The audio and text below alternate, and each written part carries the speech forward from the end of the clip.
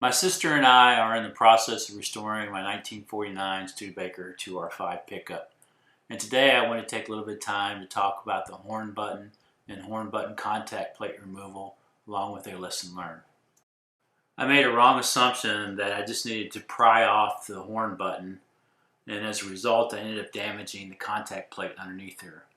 But if I had just taken a few minutes to review my shop manual, I would have saw that the proper procedure was to push in on the button and to turn it to the left or counterclockwise about 1/3 of the way.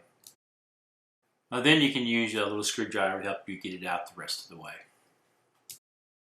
Once you remove the horn button, you can look inside there. You'll see the contact plate, and there are 3 mounting points with little grooves underneath there. And the horn button has 3 tabs, as shown here, and that's how it is connected to the contact plate. Next, we need to remove the horn button contact plate, and it's held on by 3 screws here. And once those 3 are out, then you just need to remove the contact plate.